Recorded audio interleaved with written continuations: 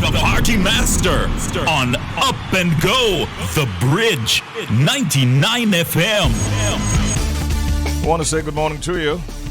Welcome to today's Up and Go right here on The Bridge, 99 FM to the world. My name is Richie B. How is your morning so far? I get the feeling that there were some drizzles, maybe more than that, a little light rainfall in some areas in Kingston. I see some moisture on the roads, but I wouldn't say they're wet. And we're here to get you up and get you fed, get you dressed and out to work, school, or play. Whatever it is today, make sure that you wake up with us right here on The Bridge. Tuesday morning here on Up and Go. It's time now for headlines across the bridge. Locally, man charged in cult case. The police have charged a member of Pathways International Kingdom Restoration Ministries in St. James with murder. He has been identified as 37-year-old Andre Ruddock. Ruddock was charged yesterday afternoon at the Major Investigations Task Force MIT Division in Kingston with 1 count of murder and 1 count of wounding with intent. He's accused of slashing the throat of Appliance Traders Limited employee Tanika Gardner and wounding another congregant 2 Sundays ago during what is believed to be a bizarre ritual involving human sacrifice at the religious organization's building in Albion, Montego Bay. Senior Superintendent of Police, SSP Stephanie Lindsay, who heads the Jamaica Constabulary Forces JCF's Corporate Communications Unit, said Ruddock was the other individual in yesterday's ill-fated convoy that transported the now-deceased leader of Pathways International, Kevin Smith. Both men were destined for a question and answer session in Kingston. Police report that around 9:30 a.m., one of the vehicles transporting Smith and members of the JCF overturned on the Linstead bypass in St. Catherine.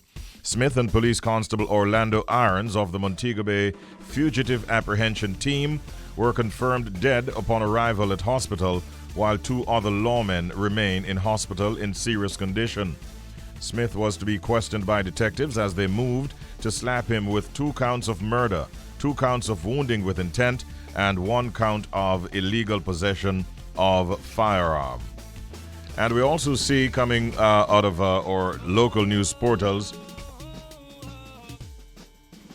reactions from former members of the Kevin Smith-led Pathways International Kingdom Restoration Ministries yesterday ranged from joy, disbelief that he had died, to concern that he had not had a chance to repent before his demise. This is appearing under the heading, "Prison Wouldn't Help Him." Former members of Smith's flock have mixed views on his death. One member also held the view that the death of the man whom the police were on the verge of charging with 2 counts of murder, 2 counts of wounding with intent, and 1 count of illegal possession of firearm was too confident. The police yesterday confirmed that Smith had died in a crash that also claimed the life of Police Constable Orlando Irons and left 2 other lawmen injured. Smith had been under investigation in connection with a slaughter 2 Sundays ago of 2 of his followers in a bizarre night that some say involved human sacrifice at his church in Albion in St. James. And we now go further afield inside of our headlines across the bridge. And Canadian aid helps a forgotten Haiti. That's the headline we're sharing with you right now. Since the August 14 earthquake in Haiti killed 2,200, injured 12,250 persons, and destroyed or damaged 130,000 homes and left 650,000 hungry, homeless, and needing aid, so much has happened in the world. It's safe to say that the world's attention has been anywhere but Haiti. The situation in the poorest country in the Western Hemisphere has been overshadowed by so many other happenings in the world. Its water system has been compromised. The Taliban has retaken Afghanistan. China has flown military sorties over Taiwan. Hurricane Ida slammed into New Orleans. A volcano on the Spanish island of La Palma is still spewing ash and molten lava, and Facebook was down for 6 hours.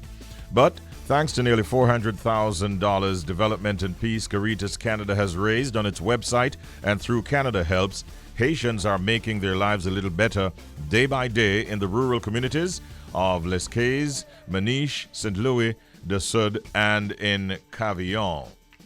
And one more story before we move away from the headlines. Biden's refusal of executive privilege claim ignites new firestorm with Trump.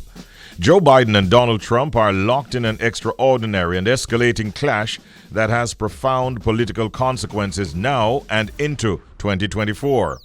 Biden took the showdown, which was triggered by the fallout over the U.S. Capitol insurrection, up another notch on Monday by refusing to assert executive privilege over a second batch of documents that Trump wants to prevent the National Archives from turning over to the House Select Committee that's probing the January 6 attack. The development was first reported by the CNN. Well, there have been occasions in the U.S. history when former presidents have sniped at and tried to undermine their successors. Many presidents have expressed private frustration with the antics of their predecessors, but nothing in the modern era matches the confrontation between the 45th and 46th presidents of the United States. All right, we're going to be watching that one. Right now, we're watching the clock. It's 21 minutes on the downside of 6 o'clock. Right now, we have a guest who is waiting patiently to be recognized, and I can tell you that the guest that we have ready for us at this time is coordinator of Tackling Jamaica's Media and Information Literacy Deficit, a panel discussion that is to come. She's also an economist at the Broadcasting Commission, and we want to be focusing primarily on the 10th annual Global Media and Information Literacy Week, which in fact began on October 24 and is going to end on October 31. We understand the theme this year is Media and Information Literacy for the Public Good. We're joined at this time by Sasha Harrison, who is our guest on the telephone. Good morning, Sasha. How are you? Good morning. I'm good. Thank you for asking. All right. Wonderful to have you. I want to hear a little bit more about Global Media and Information Week. What are some of the activities and what do you hope to achieve? Okay, with Media and Information Literacy Week, we're hoping to, raise the consciousness of Jamaicans in relation to how they access their information, how they use it, and communicate information. This is in particular very important at this time because, there is an epidemic outside of the pandemic, which is that of misinformation and disinformation. Mm-hmm. And so we are tackling these great new, well, they're not new, but they definitely have been exacerbated, particularly by the pandemic. And what we need Jamaicans to do is to not just access information, but to decide for themselves, how will I use this information that I have, and how will I verify that this information is in fact factual or true? Mm-hmm. Right? So media and information literacy is not just about moving us into the 21st century, into the fourth industrial revolution, but about how we relate to each other and how we process information received. Is it true? Mm-hmm. And when it's being shared, what is the intention? Is it intended for harm or is it intended for good? Which is basically the theme of this year's celebration, mm-hmm. Media and information literacy for the public good. For the public good. Right? Traditional media mm-hmm. was for the public good. But media today comes from everywhere. But don't you find, Sasha, that a lot of people are just taking things and are just running with it, not even taking the time to verify or authenticate? That's exactly what media and information literacy is about, right?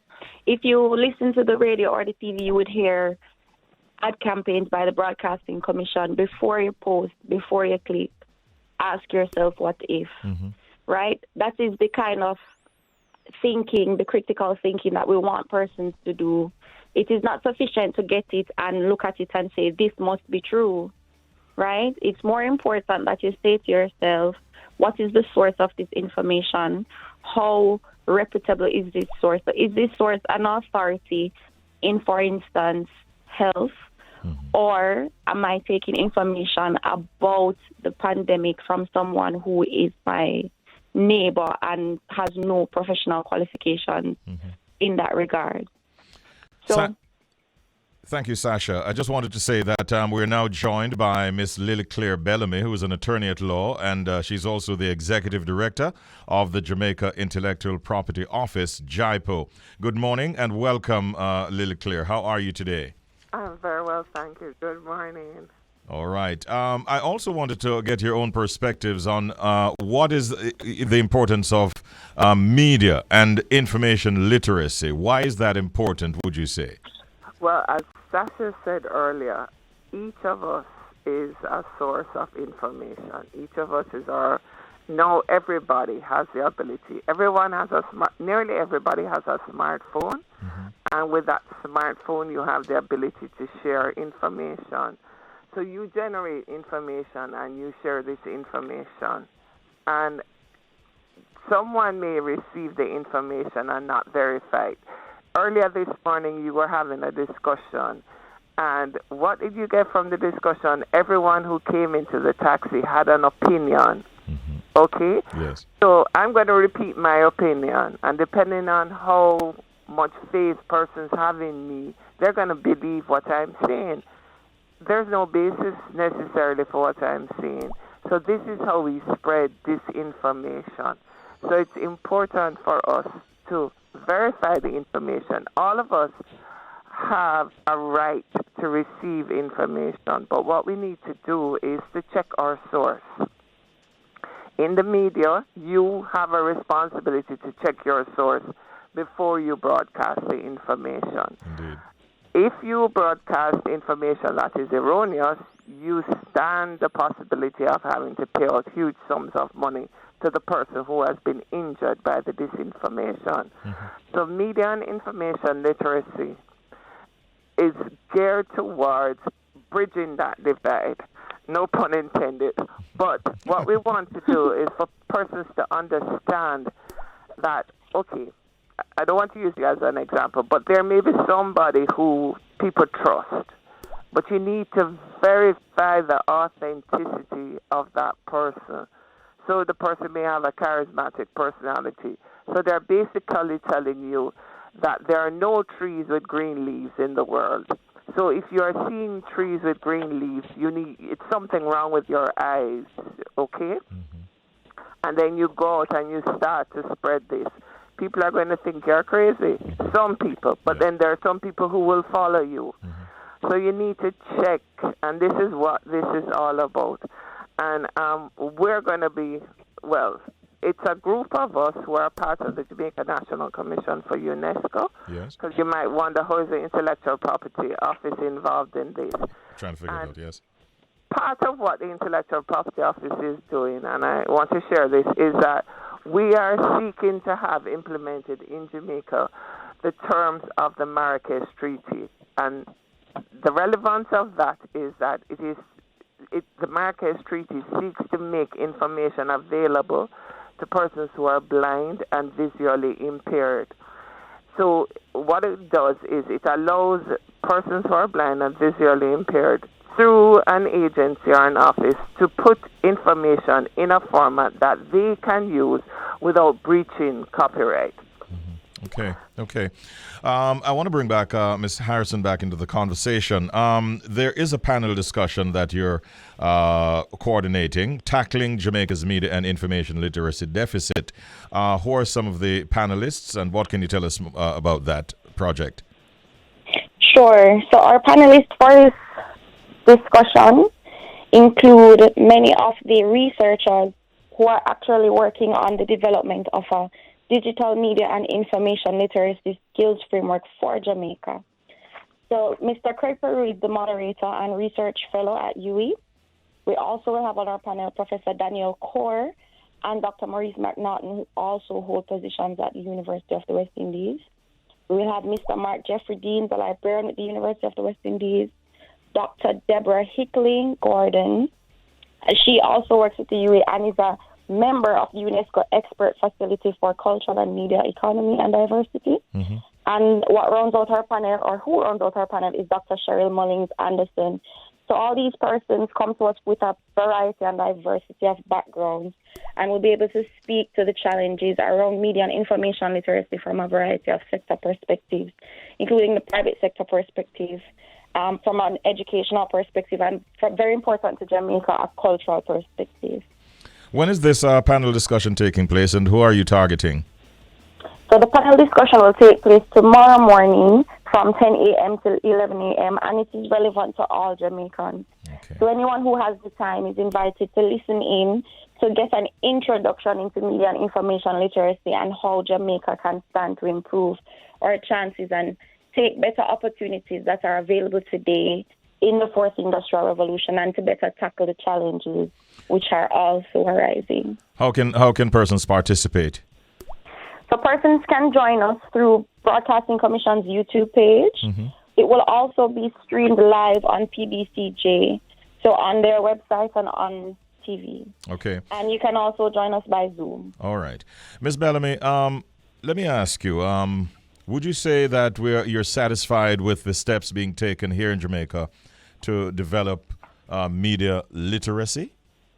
Well, we are, but we still have a long way to go. And I must acknowledge the work of Cordell Green and Sasha Harrison, who is the other guest this morning, as they have been extremely instrumental in the organization of this webinar tomorrow. And I would, as you were saying, I'd encourage persons to participate. It's going to be from 10 to 11. And if you visit the Broadcasting Commission site, yes, you Broadcasting Commission, you will get information on it. And it's good if our media, like yourself, if you would participate, because you have the power to give this a wide audience and for people to understand the importance of media and information literacy. It is my intention to participate, and I'm sure many of my colleagues will do likewise. Sasha, I want to also commend you and the team. Good morning, Cordell, the team at the Broadcasting Commission, for the campaigns that you have, in fact, been carrying, both visually and by audio means. They're definitely wonderful stuff, to the point, and we always like to see and hear them. So congratulations on that, too. We're very grateful that it is reaching the audience that is intended, and that Jamaicans can operate more safely in today's environment. All right. Ladies, I thank you for your time this morning and the thoughts you shared. I wish you well. Thank you. Thank you. Thank you as well. All right. Bye-bye. We're going to be talking now with Senior Superintendent of Police and Head of the Jamaica Constabulary Forces Corporate Communications Unit, Senior Superintendent of Police Stephanie Lindsay, about matters that are of national interest. And we're pleased to be joined by her at this time. Good morning, SSP Stephanie Lindsay. How are you today, Senior Soup? Good morning, Richie. Well, I'm good today. Glad to hear you say that. First of all, please accept our deepest condolences on the passing of one of your members yesterday in that accident. And we want to ask you, to the best of your knowledge, how are the members of his family coping, and also the members of the JCF dealing with this development? Well, of course, for his family, it's devastating. He's very young, bright. He was only 26 years old, a father. And, and for his colleagues, he was a well-loved and respected police officer over in St. James. So it has really been devastating for his family and his police family as well. Mm-hmm. But I think the systems that we have in place, the chaplains and our medical services branch and volunteers, they are coping. Okay. Senior Soup, yesterday's events are making people ask all kinds of questions, and I'm sure as the force, you have your ears close to the ground. You'd be hearing some of these speculations that are being put out there, especially in social media. But what can you share with us in terms of the events and how things kind of unfolded toward that accident yesterday?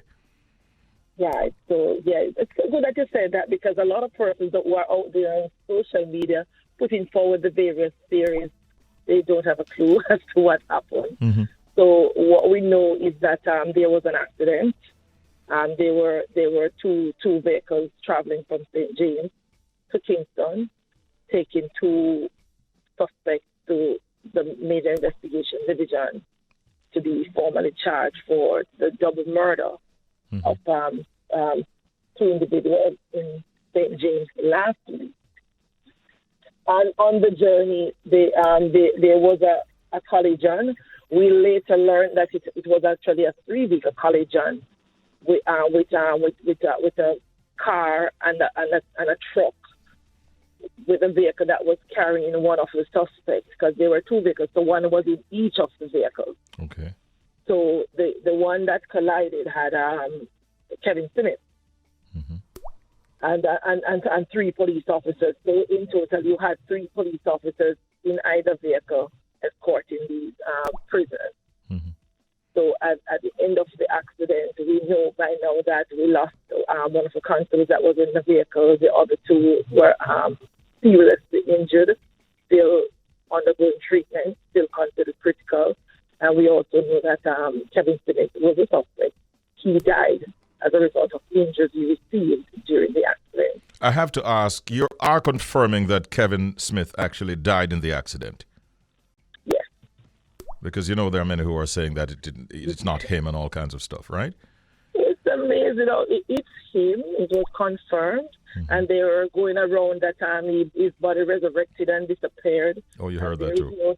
There is no truth to that. Okay. So I don't know if it's because of the whole sensation around the whole thing that people are just making up these theories, but it's not true. He was pronounced dead by a doctor on duty at the listed hospital. As a matter of fact, the exact time they have is 10:28.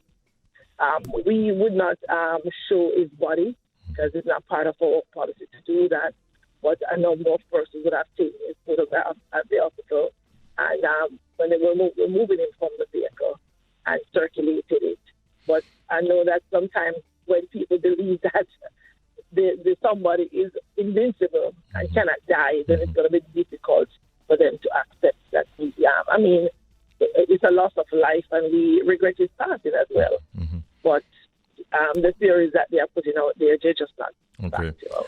It's not the, shall we say, the kind of end that we would have envisaged. But one of the things that a lot of persons are concerned about is why was he being transported in unmarked police vehicles, and whether or not he was in fact wearing handcuffs, because they are speculating as to whether or not the police driving the vehicle might have been attacked, and that might have caused the accident to take place in the first instance. Any word on that?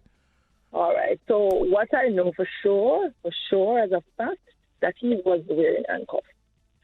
The handcuffs, and people are saying he was wearing handcuffs because they saw some image when he was being removed from the vehicle. What happened is that at the accident, it was a serious accident, so we had to call in the rescue. So the fire department came, and they had to cut the victims from the vehicle. It was during that process that they actually requested that the handcuffs be removed so that they can do their maneuver to remove him from the vehicle.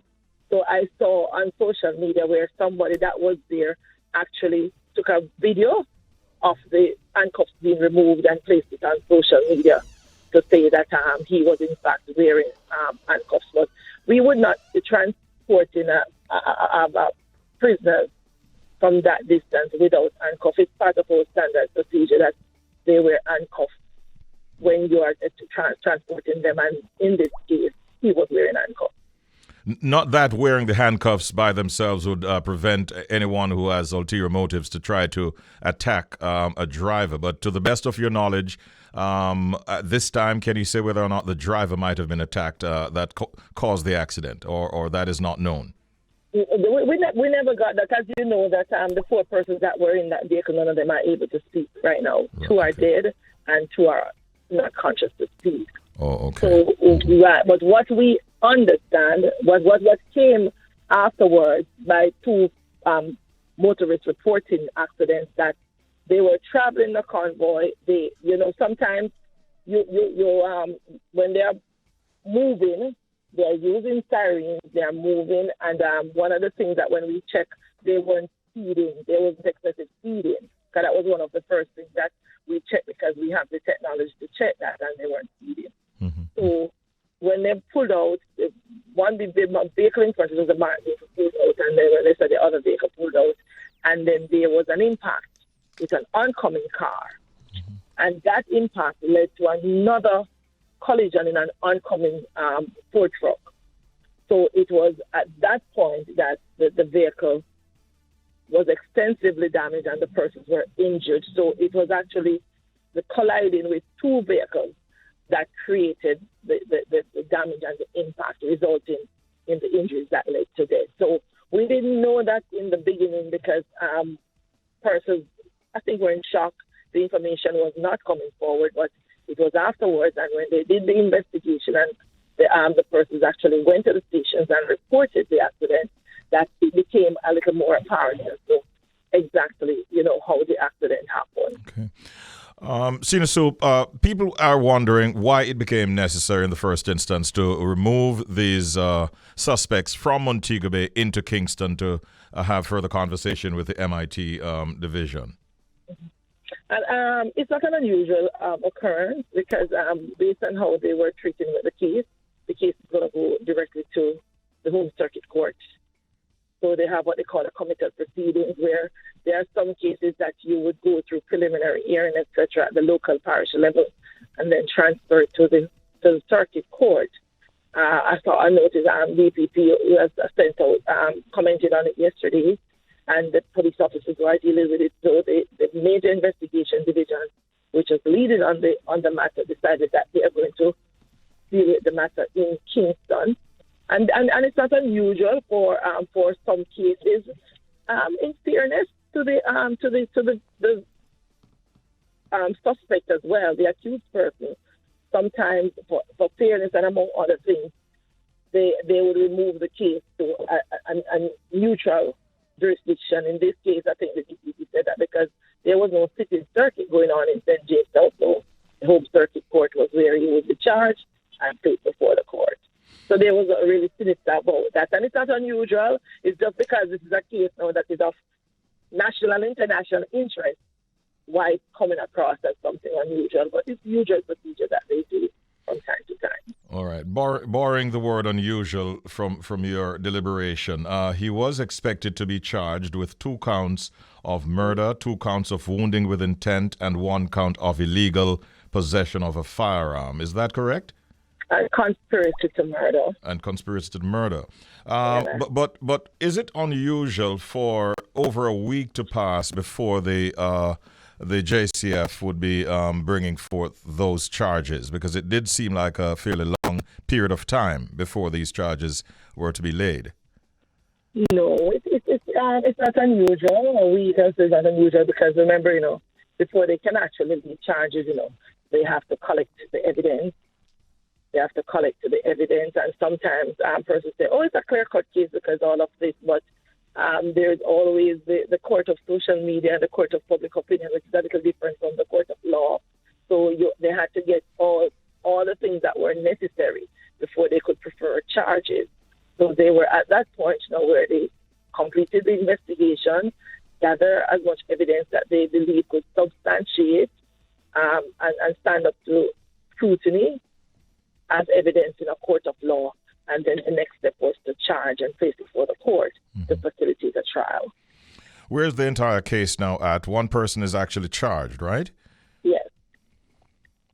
So one person is charged for 1 count of murder and wounding with wounding. Okay. So that person is going to go before the court and account. With all of this development, can you, because we hear now an attorney at law, I think Valerie Robertson has come out saying that she actually is going to be representing, I suspect, the estate of Mr. Smith and so on, and is making some, pronouncements. Can you say categorically that in all of this, the hands of the police are clean, so to speak? I don't know, so the police, the police are just doing their job. Yes, that's all. The police are just doing their job. Mm-hmm, right. I ask you because of comments that we hear from time to time, so we know it's important to at least get your perspective. Yeah, the police are just doing their job. Mm-hmm. All right. Anything else you'd like to add before you go, Sina Soup? Well, just we see how it plays out. It would be good if especially we can manage social media because people will put the stories that they think people will like and respond to. But I think I would want to say the person that they have to pay attention to the mainstream to some extent, because I think that's where you will get more of the facts than on social media, where I know a lot of people rely on social media because they can put out the theories and will not be called out about it. But pay attention to social media, to the traditional media. Mainstream, yeah. Mainstream, yeah. Thank you as always, Sina Soup, Stephanie Lindsay. Have a beautiful day. Yeah, thank you. All right, thank you. All right, 12 now before the hour of 8 o'clock. That is coming straight from the JCF. Our chat there with the head of the Constabulary Forces Corporate Communications Unit, Senior Superintendent of Police, Stephanie Lindsay. Again, we express our condolences to all those families who mourn the loss of loved ones or friends. We have we shall say, a high-powered guest right now, a high-achieving Jamaican athlete, one that we're very, very proud of.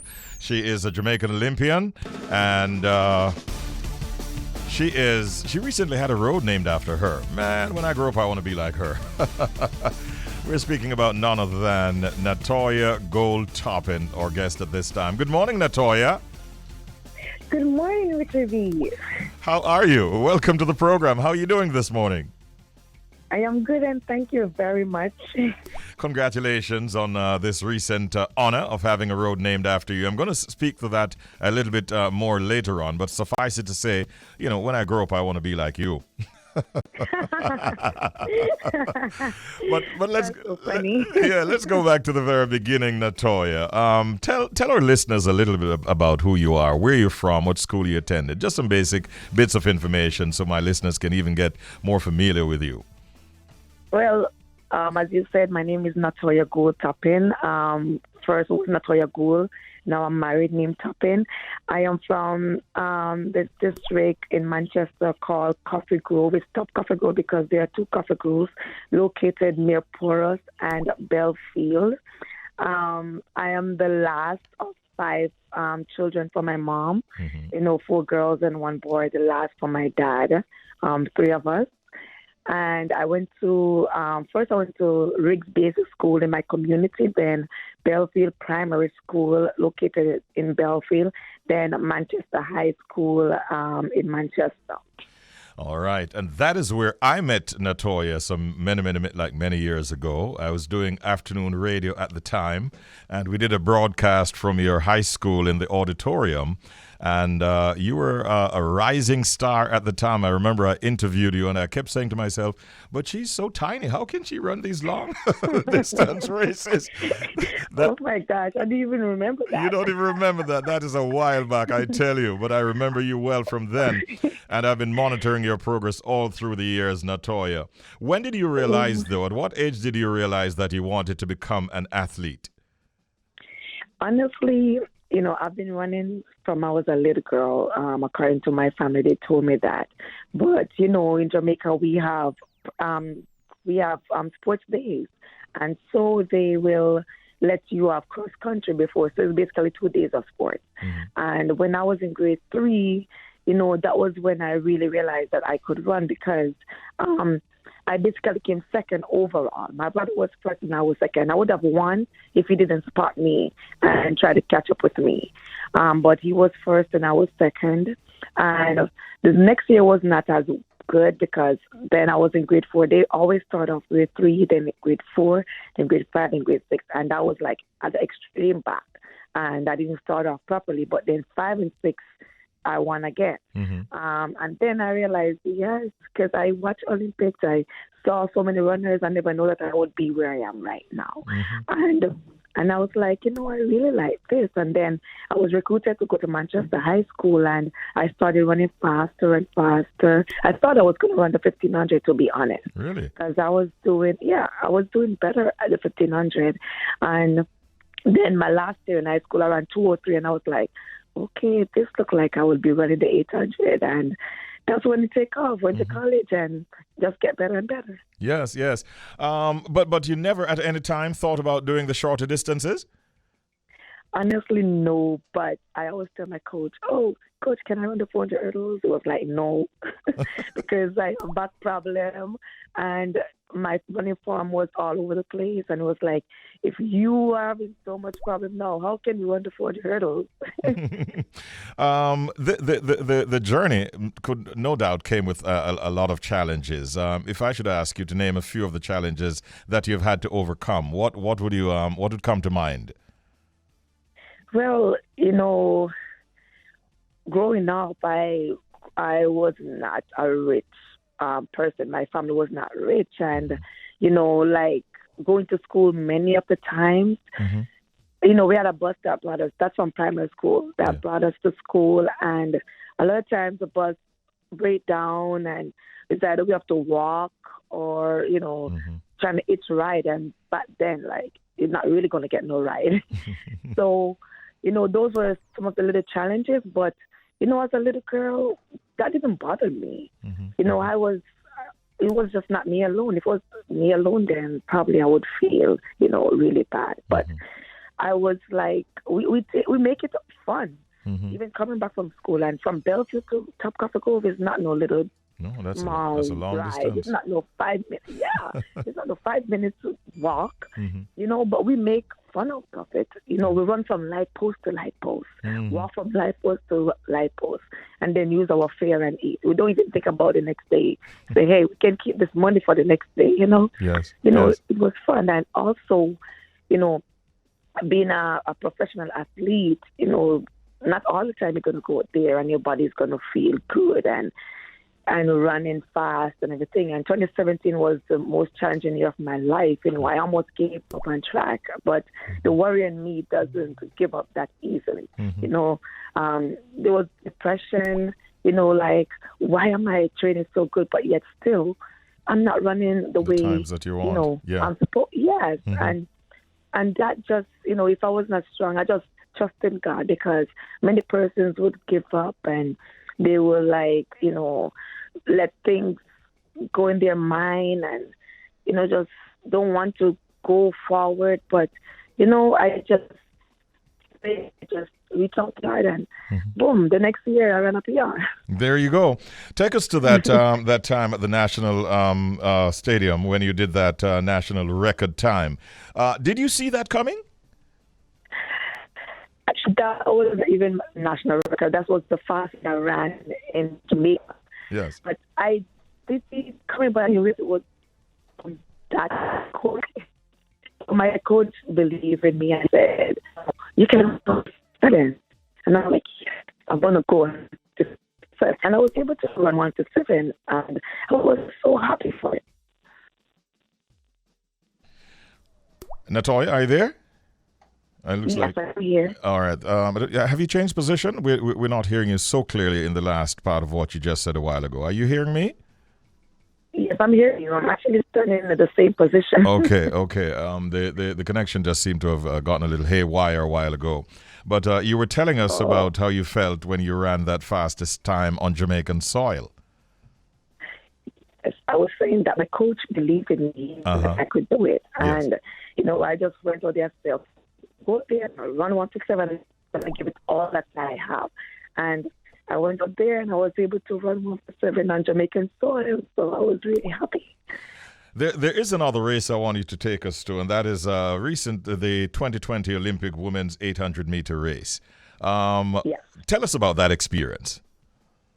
That experience was one in a million, because it was my first time going to the Olympic finals. And, I had high hopes for myself to get there because, not saying that those girls are not good, but I know that I am better than the place that I had. in the Olympics. I know that I could come at least second because, come on, I think Moo is phenomenal. You know, I'm gonna give her props. Like she's great, and I know that I could have at least medal, but things happen, and you learn from it. You learn from your mistakes, and moving forward, I better not make those mistakes that I make. I would beat myself up. I didn't beat myself up after Olympics, but I would beat myself up this time. Well, look, every time you step out there on the track, we are in full support of you, and we are accepting of whatever you deliver. What motivates you, though, Natoya? What keeps you motivated? My family motivates me because, as I said, I didn't grow up into a wealthy family, and, I always want to make sure that my mom is okay. And even though, because a lot of persons think that because you're a professional athlete, that means you are rich. And every time they see you running out there, you're making millions, but that is not the case. And I, too, have my own life as well, and I have to try and make sure that my family is okay as well. So they always motivate me, and my coach motivates me as well. My husband motivates me, just want to be a role model to the younger persons in my community and others out there. You never know who is watching. Yes. So, I just want, those things motivate me. I love to help people as well, and that motivates me a lot, Okay. Would you say that track and field has been good to you, looking back? Yes, it has. I can say that. Thank God for these two little skinny legs. They have done a lot of work, and they have brought us a lot of joy through the years, I tell you, Natoya. Now we come to where we started, and that is the road that was named in your honor. Where is it located, and how proud are you of this achievement? Well, Natoya Goule Avenue is located in Top Coffee Grove. So if you drive into Top Coffee Grove, going either to Belfield, well, first you have to pass a place called Blue Mountain. You come from Belfield side, you pass Belfield, go to Blue Mountain, keep going around. You cannot miss Natoya Goule Avenue. If you're coming from Porus and you come through Mount Pleasant and come down to Top Coffee Grove, you cannot miss Natoya Goule Avenue.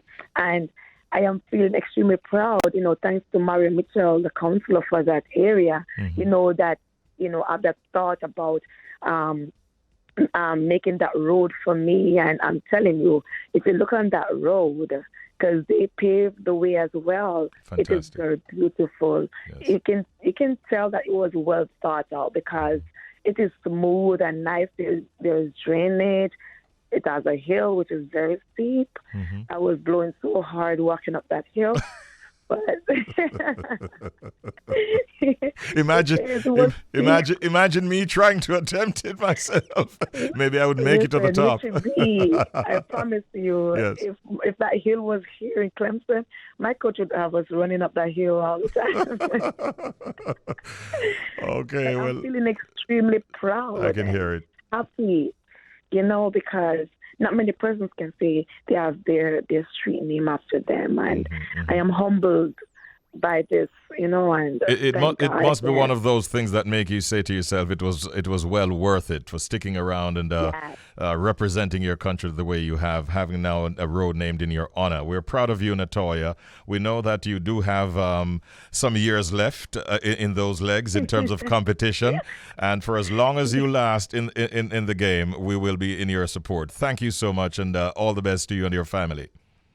Thank you very much, Toby, and thanking you for having me on your show. I'll say it's a show because it's a radio show. Absolutely. Thank you for having me, and hope I get to meet you in person again so I can remember that time. Yes, I'm sure you will. Take good care, and all the best. You hear? All right. Thank you very much, and you have a wonderful day. Thank you, Natoya. This is going to spring a surprise on the listeners. This was not a part of the plan, but we actually called King Jammies, and we have him right now.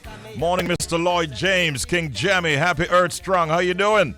Thank you very much, Mr. Richie B. I'm doing fine, sir. All right, you sound very strong in voice, King. Wagwan. Yeah, the world say that, you know what I mean? I'm a very strong person, you know? Very, very strong. First of all, congratulations on reaching this milestone, King. We're proud of you and all that you've done for the music. We gave them a stretch of the slang thing a while ago, reminding them of the revolution that you caused back in the day. Yeah. And we have been tarrying in your catalog for a little bit longer. What mood are you in on your Earth Strong today? You feeling good? Well, I'm feeling good now, Richie B. Just, staying home and just doing the things at home. Yes. Not really touching the road yet. Mm-hmm. Because I'm not ready for the road. Okay, I understand that you had a little health challenge recently and that you're trying to stay on top of that. Right. I'm getting healed now, you know what I mean? Okay, because so I got to stay in and do whatever the doctor said to do. Right. You were actually in the hospital for a little while, weren't you? Yes, I just came on Saturday. Okay. But so far, you're making good progress, and you're satisfied with the progress you're making health-wise? Yes, Richie B. I'm very satisfied. Okay. And I have to give thanks to the Lord. Yes. Because he was the one who really guided everybody through this big operation. Mm-hmm. That's really a small thing, Richie B. It's a triple bypass. A triple? You said it's a triple bypass heart surgery? Yeah. Oh, that's major, King. Yeah, major, because, I had stents in me before and quite a few stents, about 5, and then everything just get blocked off. Wow. And they said I have to take the surgery, so I just did it. God is good, James. God is good. Very good. Great. Indeed. Yeah. Listen, man, you have done us proud. How proud of you of the works that you have given to the world over the years? Well, Richie B, I couldn't be prouder because, when we have people like you who on the radio doing your job and doing it so well, you're not even doing it through favoritism because you know that things out there are good things and a place. Yes. I have to give thanks and praise to say yes. I'm very proud of my work. Absolutely. And, a lot of the works that you put out, Jamis, it made me and others like me look good because we know in my formative years in the business, we know so anytime we want turn up the vibe on the radio, we just drop some Jamis selection. Yeah. You know what I like with you different too. Tell me. Yeah, man, we research. Yeah, man. And when you research and find good things, for burn it up. Without a doubt. And we thank you for your kind accommodations through the years. At one stage, every week we make a trek down to Jammies, and him just say, which studio you want to work out of? You want some dub plate? How much of them you want? So I want to say thank you, Jammies, for what you've done to my own career. And also to let you know that we are very, very proud of the association. I have a surprise for you right now. I have him scheduled to talk to us on air at 9:00. And he's already in the studio, and he's going to say hello. He's going to say hello to you. Listen to this voice. All right. Through it all, we've learned to trust in Jesus, learned to trust in God. Yeah. Mr. George Nooks. George Nooks. Yeah, man. Daddy. Why, brother? Happy and strong, yes, sir. And why may I tell you? God is good and God is good all the time. I tell him, I know John and tell about my. Yeah, man. I heard. As I was saying to Richie just now, I heard, and you come out and know, say, boy, you just dead and a day thing and just keep praying for you and. Man. We link up, George, man. We link up down at the fire. And this man, I listen to your album, man. My album, I do just like that. Yeah, man. So, happy and strong again, and big up yourself. Here. All right, Dad. Respect. King, it's a great honor to have you, man. Enjoy the rest of the day. Big ups to Mama Iris and the entire family. Oh, Mama, big up yourself. And enjoy the day, man. Mama, the right beside me here, I know. She took the call initially. Take care, King, and we talk soon, all right? Blessings. All right, Richie. All right, Daddy. Respect. Every time. Hey, listen. What you have me doing, George, is literally, we need to do a combination, believe me. Every song on the album, I find myself just singing them like that. Good morning and welcome, sir. Good morning. Congratulations. Thank you so much, my brother. Brethren, you find another one? Yes. This looks like it's going to be a big one, George. Yes, I do deeply believe. I spend a lot of time on this one. my brother. And what I did, of what I'm doing lately was, when I'm going into the studio to do an album, I don't like penetrate deeply on that album.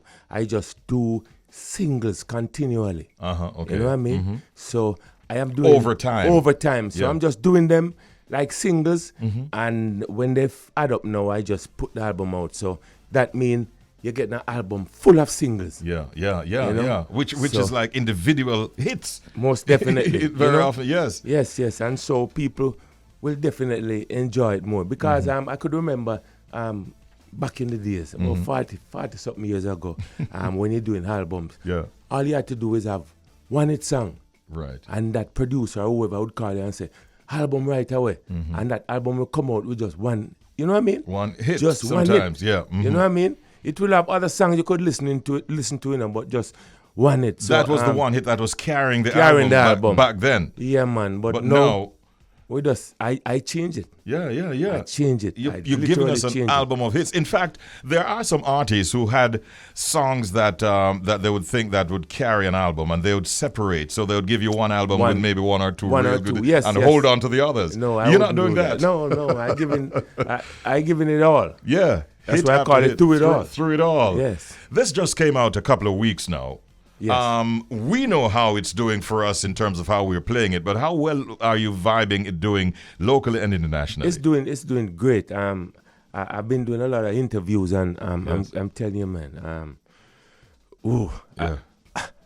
I've gotten this before, but this is like, after you put an album or a single out, you hear congrats later down, like as it came out, I just start getting everything full force at me. So I know it connecting big time. Let me just read a note that one of our listeners in New York City sent me at 7:52 this morning when I played the title track Through It All and mentioned that you were coming on the program. The person says, I bought that album over the weekend, that George Nooks album.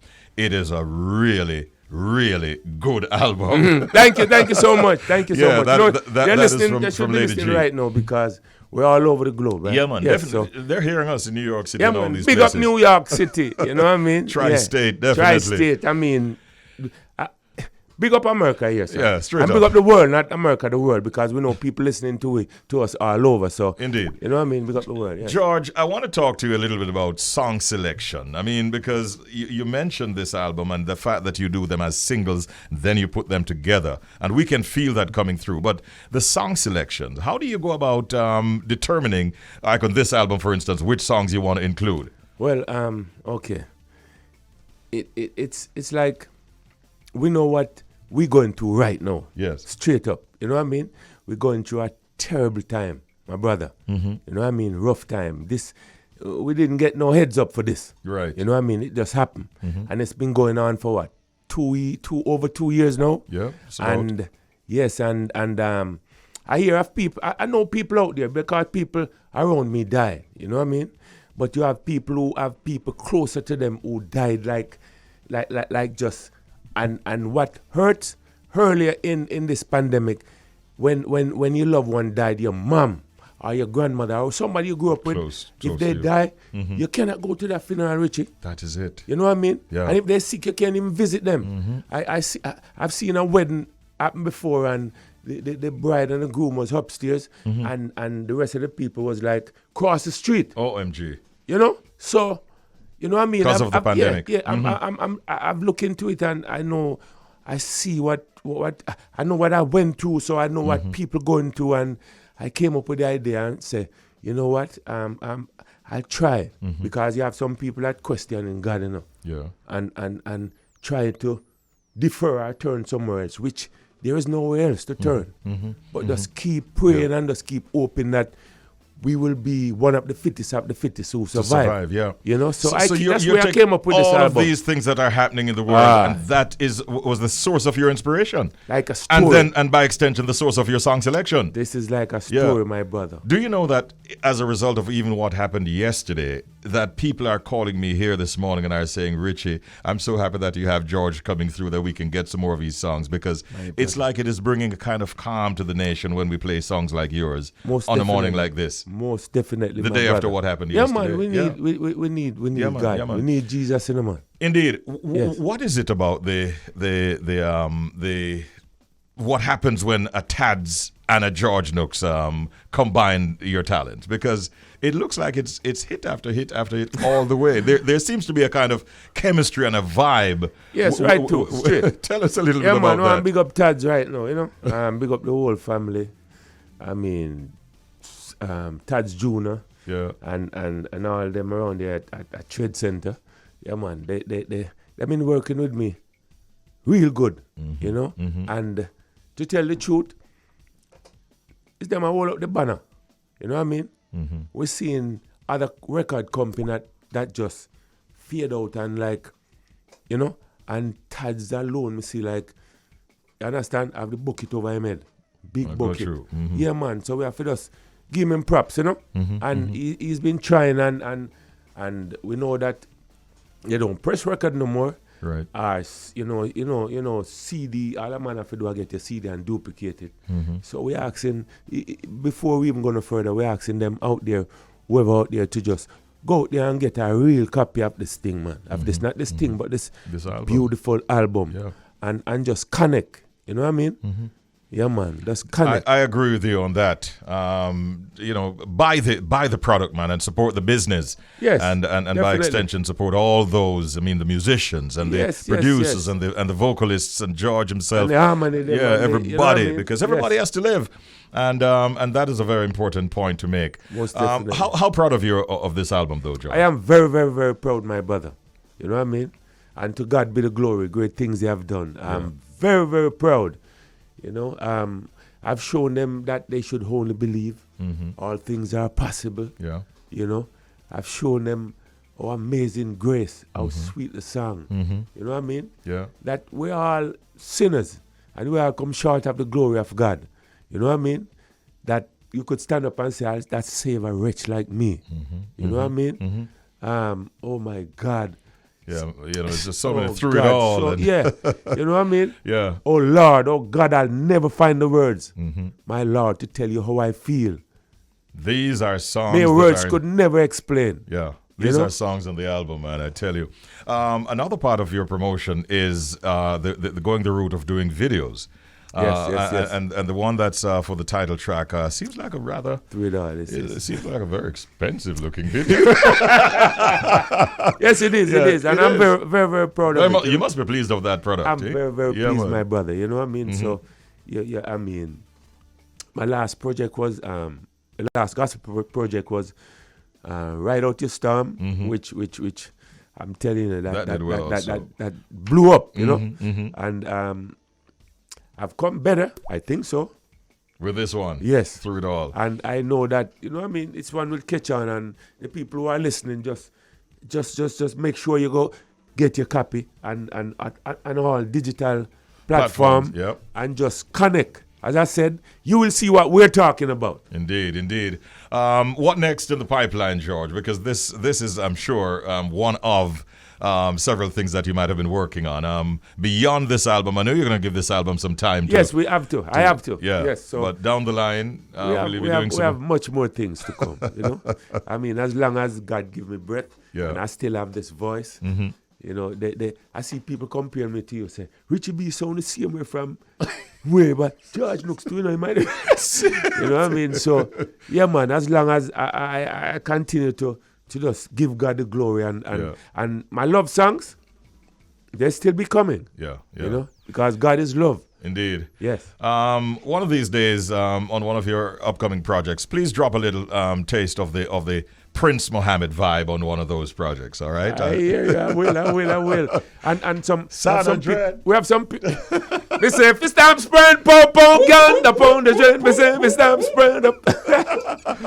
Yeah, man. Yeah. Think about that. I have some people in Europe because you know that the one time, Someone Loves You Honey with me and JC last. Right. That went platinum, you know? Yes. And all over Europe, UK, everywhere. So we had a company call me lately and said that they would love a DJ album, Prince Mohammed. Really? Yeah, it's over 40-something years now since Prince Mohammed put out an album. Right.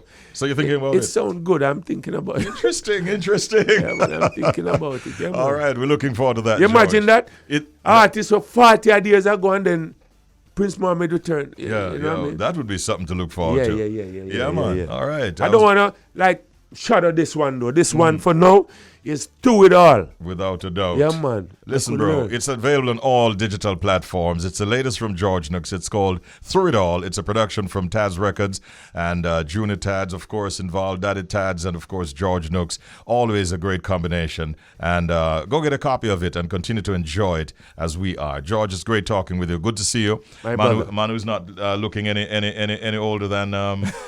he looks like he's getting younger, as a matter of fact. We give thanks. You need to share the formula with all of us, George. We give thanks. A good grace, man. Yeah, Learn man. to forgive and blessings. just keep your heart clean and you know what I mean? Yeah, man. And just don't grudge people or hate people for no reason. Because you have some people hate people for no reason. You know? Yeah, man. You see a man say something to a man and say, what him do? I'm saying, nothing. My spirit not take him. You understand? Yeah, true. Yeah, so all them things, all them things, you know? Weigh you down. Yeah, man, weigh you down. Age you. George Nooks, thanks great for having me, my brother. My pleasure, man. Bridge. We all could cross it. No traffic. The bridge. Yeah. Yo, that. Yeah. George Nooks giving thanks. And thank you for those dub plate specials you gave me recently, boss. Thank you, George. Yeah, great man, seeing you, big man. up ride, man. Oh, you mean? Yeah, man. Irish Jam family. Irish Jam, man. One family. Master. One family. Here. Richie B, the party master, on Up and Go, The Bridge, 99 FM.